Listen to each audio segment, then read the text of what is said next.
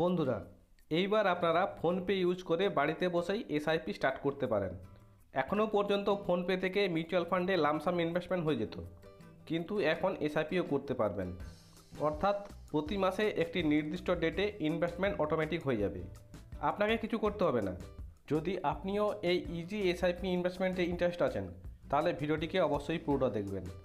এই ভিডিওতে আমি আপনাকে এসআইপি ইনভেস্টমেন্টের সমস্ত স্টেপের সম্বন্ধে বলবো, তার পাশাপাশি এর সাথে যুক্ত ইম্পর্ট্যান্ট ইনফরমেশানও দেব।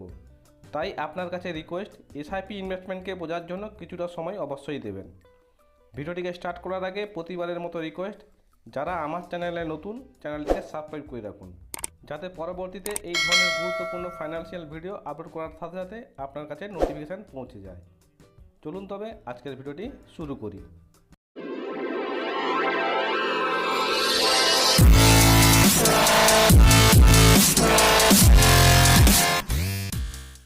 প্রথমে আপনি আপনার ফোনপে অ্যাপ খুলে নিন। ফোনপের হোম পেজেই ইনভেস্টমেন্ট সেকশানে এসআইপি ইনভেস্টমেন্টের রাস্তা পেয়ে যাবেন, কিন্তু হোম পেজে অনেক সার্ভিসেস লিস্টেড থাকে, এই জন্য কিছুটা সমস্যা হয়। সেই জন্য আমরা সহজ রাস্তায় হাঁটব। এর জন্য সর্বপ্রথম নিচে ইনভেস্টমেন্ট সেকশান দেখতে পাচ্ছি, এখানে ক্লিক করার পর স্টার্ট এ এসআইপি অপশান দেখতে পাচ্ছি। অর্থাৎ এখানে আমরা ক্লিক করে এসআইপির রাস্তায় যেতে পারি। কিন্তু এরপরে যাওয়ার আগে এসআইপির সম্বন্ধে দু চারটি কথা ক্লিয়ার করে দেওয়া দরকার, কারণ এর সম্বন্ধে বেশিরভাগ মানুষের কনফিউশন হয়ে থাকে।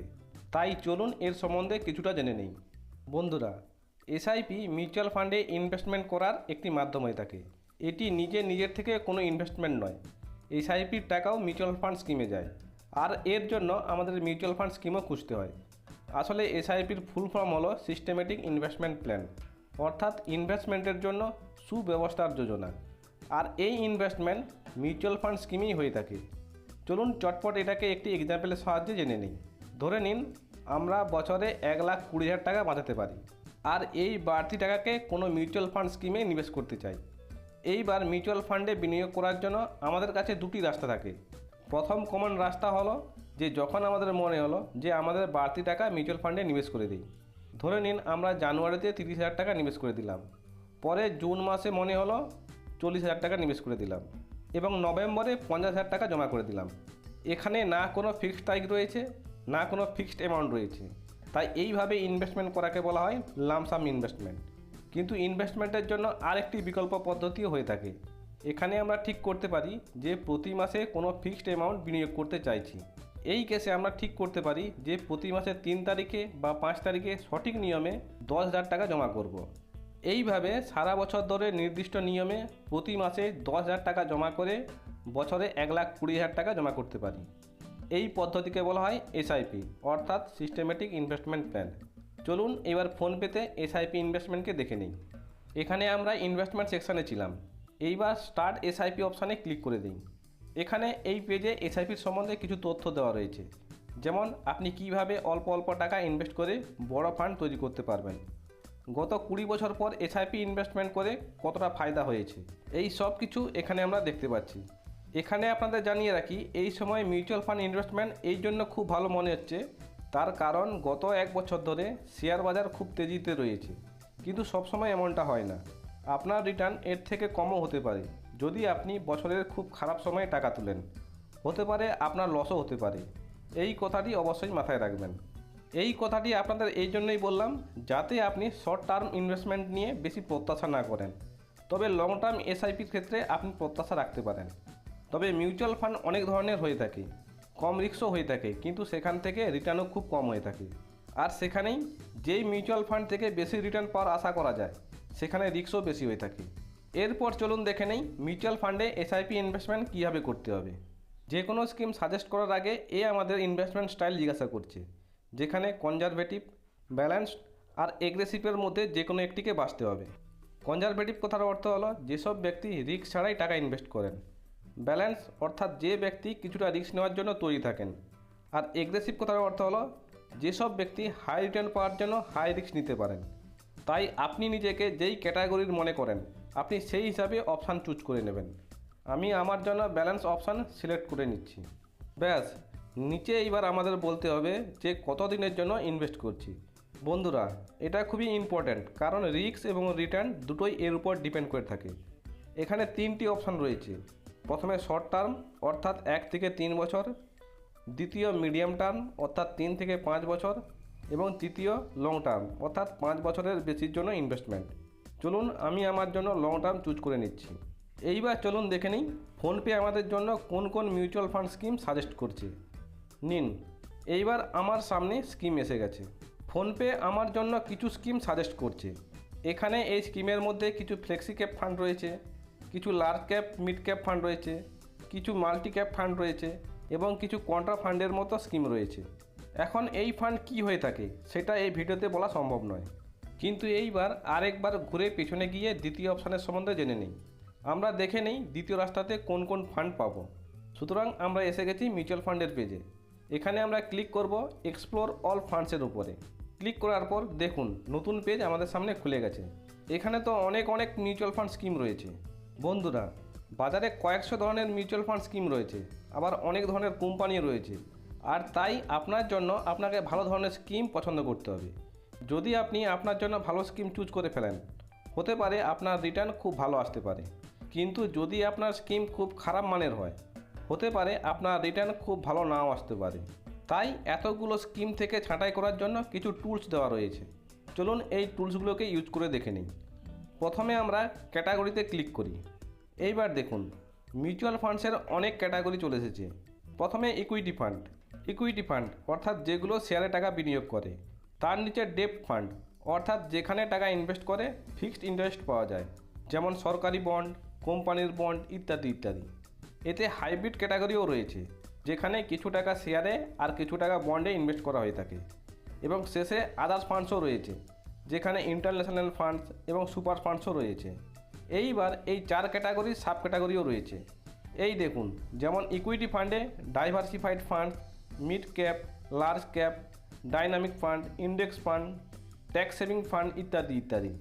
একইভাবে ডেপ ফান্ডের মতো হাইব্রিড ফান্ড এবং আদার্স ফান্ডসেও সাব ক্যাটাগরি রয়েছে। সাধারণ মানুষের জন্য এটা বোঝা কিছুটা মুশকিল হয়ে থাকে যে কোন মিউচুয়াল ফান্ড সিলেক্ট করতে হবে। যদি এটা আপনার কাছে খুব মুশকিল বলে মনে হচ্ছে, তাহলে কোনো ফাইন্যান্সিয়াল অ্যাডভাইজারের হেল্প অবশ্যই নেবেন, কারণ সঠিক ফান্ড চুজ করা এতটা সহজ কাজ নয়। আর আমি আপনাকে কোনো ফান্ড সাজেস্টও করছি না, আমি এখানে কেবলমাত্র একটি পদ্ধতি বলে দিচ্ছি। চলুন আমি এখানে লার্জ ক্যাপ ফান্ড চুজ করছি। এই ফান্ড শেয়ার বাজারে বড় বড় কোম্পানিতে ইনভেস্ট করে থাকে। এইবার আমি অ্যাপ্লাই ফিল্টার্সের উপর ক্লিক করছি। কিন্তু এখানেও আমাদের কাছে অনেক স্কিম রয়েছে, কিন্তু প্রথমের মতো অত স্কিম নেই, কিন্তু এখনও আমরা ফিল্টার্স করতে পারি। চলুন এইবার ফিল্টার্সের উপরে ক্লিক করে দেখি। ক্লিক করতেই এইবার এমন ধরনের পেজ এসে গেছে। এখান থেকে আমরা মিউচুয়াল ফান্ড কোম্পানি চুজ করতে পারি। এখানে অনেক কোম্পানি দেখতে পাচ্ছি। যদি আপনার কিছু কোম্পানির উপরই ভরসা থাকে, তাহলে এখান থেকে সেই কোম্পানিকে সিলেক্ট করতে পারেন। এখানে আমি আইসিআইসিআই, এলআইসি এবং এসবিআই মিউচুয়াল ফান্ডকে সিলেক্ট করছি।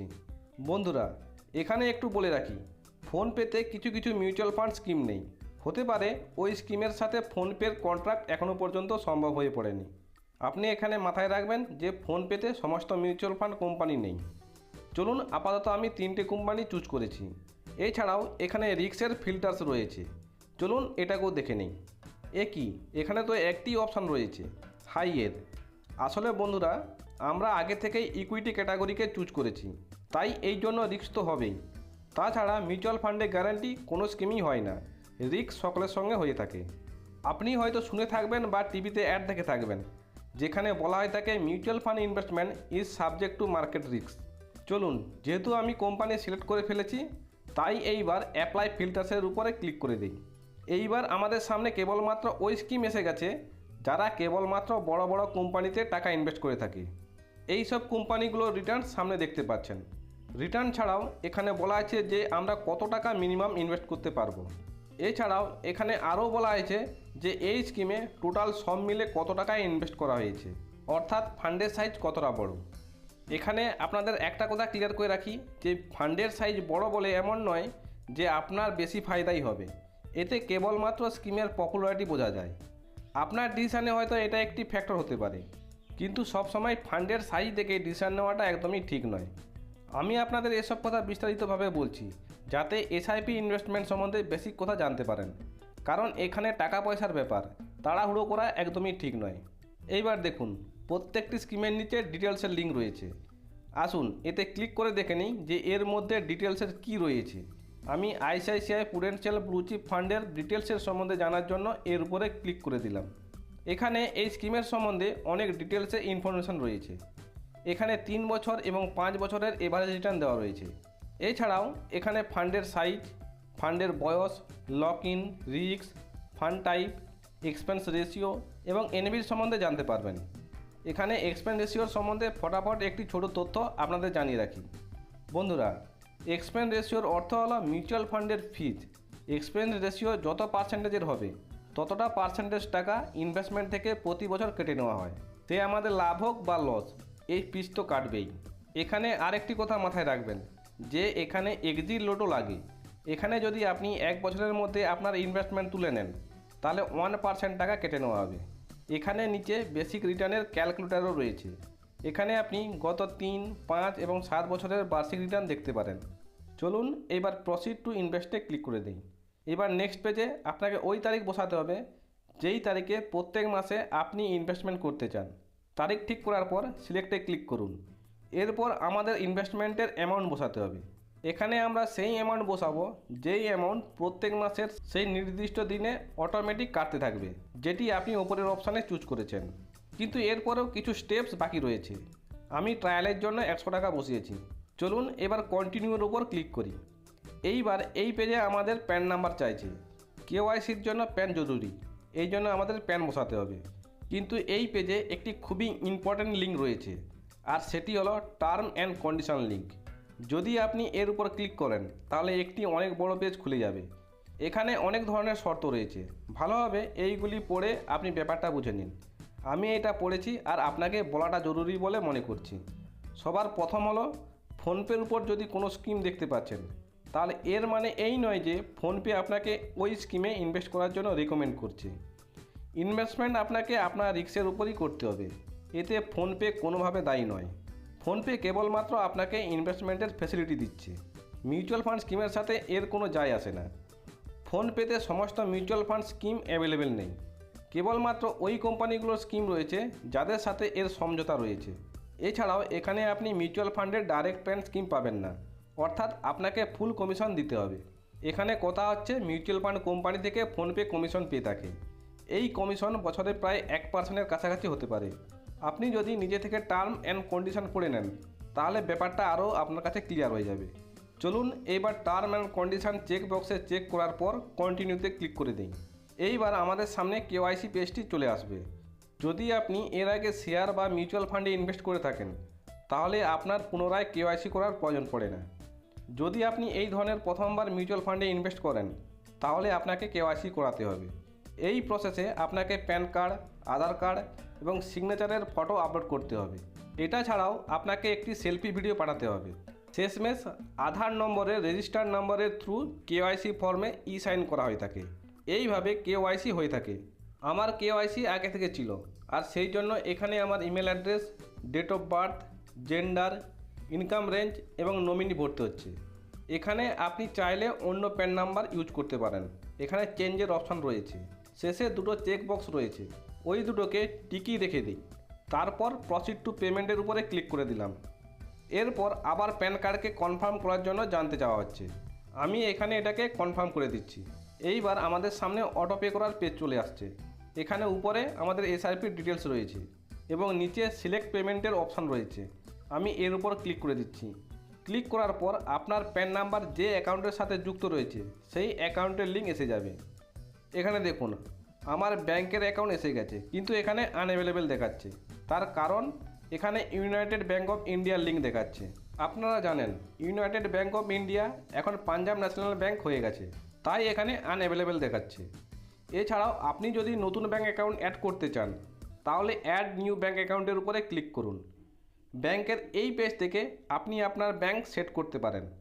ব্যাঙ্ক সেট করার পর আপনার মোবাইলে একটি মেসেজ আসবে এবং এই ধরনের একটি ইউপিআই আইডি দেখতে পাবেন এবং নিচে দেখতে পাবেন প্রসিড টু অ্যাড, এর উপরে ক্লিক করে দিন।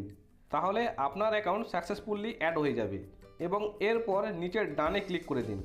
এইভাবে আপনি আপনার ব্যাঙ্ক অ্যাকাউন্ট চেঞ্জ করতে পারেন। এরপর নিচে সেট আপ অটোপেতে ক্লিক করে দিন। বন্ধুরা, এখানে যদি আমাদের ইনভেস্টমেন্ট মাসে 5,000 টাকা পর্যন্তই হয় তাহলে আমাদের ইউপিআইয়ের মাধ্যমে অটোপে সেট করতে হবে। এটা খুবই সহজ। শুরুর পরের স্টেপে ইউপিআই পিন নাম্বার বসিয়ে আমাদের অটোপে অ্যাপ্রুভ করে দিতে হবে। এরপর প্রতি মাসে নির্দিষ্ট তারিখে নির্দিষ্ট টাকা কাটতে থাকবে। আর যদি আমাদের ইনভেস্টমেন্ট 5,000 টাকার উপরে হয় তাহলে আমাদের এনএসিএইচের মাধ্যমে অটোপে সেট করতে হবে। এর জন্য আমাদের হয় ডেবিট কার্ডের ডিটেলস দিতে হবে অথবা নেট ব্যাঙ্কিংয়ের মাধ্যমে অটোপে সেট করতে হবে। আমি নেট ব্যাঙ্কিংয়ের জন্য অটোপে সেট করছি, আর এতে কেবলমাত্র 2 থেকে 3 মিনিট সময় লেগেছে। সুতরাং বন্ধুরা, কেবলমাত্র একটা কথা খেয়াল রাখবেন যে যখন আমরা এনএসিএইচের মাধ্যমে অটোপে সেট করি তখন আমাদের পুরো 1 লাখ টাকার অটোপে সেট করতে হয়। এতে এটাই হবে যে যখনই আমরা নতুন এসআইপি শুরু করব বা ইনভেস্টমেন্ট বাড়াবো তখন ঘুরে অটোপে প্রসেস সেট করতে হয় না। কিন্তু এখন এতে ততটা টাকাই কাটতে থাকবে যেটা আমরা ভরেছি। অর্থাৎ যদি আমরা 100 টাকা ভরে থাকি তাহলে ওই টাকাই আমাদের অ্যাকাউন্ট থেকে প্রতি মাসে কাটতে থাকবে। বন্ধুরা, ইনভেস্টমেন্টের প্রথম কিস্তি ওই দিনই জমা হয়ে যাবে যেই দিন আমরা এই প্রসেসটি করব। এরপর নেক্সট কিস্তি আমাদের তৈরি করা ডেটেই জমা হবে। আর ইনভেস্টমেন্টের 3 দিনের মধ্যে মিউচুয়াল ফান্ডের ইউনিট অ্যালট হয়ে যাবে। এইবার প্রশ্ন আসে, আমাদের এই ইনভেস্টমেন্ট ফোনপেতে কোথায় দেখা যাবে? আমাদের পোর্টফোলিওর ডিটেলস কোথায় দেখব? এর জন্য আমাদের ফোনপের হোম পেজের ওপর যেতে হবে এবং সেখানে ইনভেস্টমেন্ট সেকশানে দেখতে পাচ্ছি সি অল, এর উপর ক্লিক করে দিই। এই পেজের উপর উপরের সেকশানে মাই পোর্টফোলিওর সেকশান দেখতে পাচ্ছি। এখানে আমরা ইনভেস্টমেন্টের কারেন্ট ভ্যালুও দেখতে পাচ্ছি। বন্ধুরা, এখানে বলে রাখি, যখন আমরা ইনভেস্টমেন্ট করি, ইনভেস্টমেন্ট করার শুরুর 1-2 দিন আমরা পোর্টফোলিওতে দেখতে পাবো না। এটা প্রসেস হতে 2 থেকে 3 দিন সময় লাগে। চলুন এইবার পোর্টফোলিও দেখার জন্য এই সেকশানের উপরে ক্লিক করে দিই। এইবার পরের পেজে আমার ইনভেস্টমেন্টের সমস্ত পোর্টফোলিও দেখতে পাচ্ছি। আমরা একটি স্কিমে 100 টাকা ইনভেস্টমেন্ট করেছিলাম, সেটা এখানে দেখা যাচ্ছে। যদি আমরা আরও স্কিমে নিবেশ করতাম তাহলে সেগুলো এখানে দেখতে পেতাম। এটা ছাড়াও আমরা এখানে এসআইপি এবং অর্ডারও দেখতে পারি। চলুন আমরা আমাদের এসআইপি চেক করি। আমরা আমাদের এসআইপিকে মডিফাইও করতে পারি। আমরা এসআইপির তারিখ বা অ্যামাউন্ট দুটোকেই চেঞ্জ করতে পারি। এটা ছাড়াও আমরা যদি কোনো মাসে এসআইপির পেমেন্ট না করতে পারি তাহলে এসআইপিকে পজও করতে পারি। এতে আমাদের অ্যাকাউন্ট থেকে টাকা কাটা বন্ধ হয়ে যাবে। শুধু এটাই নয়, যদি আপনি পুরোপুরি এসআইপিকে বন্ধ করতে চান তাহলে এখানে সেটাকে ডিলিটও করতে পারেন। একবার এখানে এসআইপি ডিলিট করে দিলে এসআইপিতে টাকা কাটা চিরকালের মতো বন্ধ হয়ে যাবে। কিন্তু এখন পর্যন্ত যে ইনভেস্টমেন্ট করেছিলেন তা পোর্টফোলিওতে দেখতে পাবেন। আপনি আপনার প্রয়োজন অনুসারে তুলতেও পারবেন। তবে এখানে মনে রাখতে হবে, যদি আপনি 1 বছরের আগে টাকা তুলে নেন তাহলে আপনাকে এক্সিট লোডের দরুন আপনার টাকা কাটা যাবে। তাই ভালো হবে 1 বছরের পরেই শেষ কিস্তি দেওয়ার ডেটের জন্য ওয়েট করে যাওয়া, যাতে আপনার এক্সিট লোড না দিতে হয়। আর এটা মনে রাখবেন, এসআইপিতে যে ইনভেস্টমেন্ট হয়ে থাকে তা এক প্রকার আলাদা ইনভেস্টমেন্ট হয়ে থাকে। সুতরাং বন্ধুরা, এটাই ছিল ভিডিও যা কিনা ফোনপে ইউজ করে আপনি বাড়িতে বসেই এসআইপিতে ইনভেস্ট করতে পারেন। আশা করি এই ভিডিও আপনাদের ভালো লেগেছে। ভিডিওটি যদি ভালো লেগে থাকে তাহলে একটা লাইক দিন, আর এই ধরনের ইম্পর্ট্যান্ট ভিডিও পাওয়ার জন্য চ্যানেলটিকে সাবস্ক্রাইব করে রাখুন। আজ তবে এই পর্যন্তই। আপনাদের সাথে দেখা হচ্ছে নেক্সট ভিডিওতে।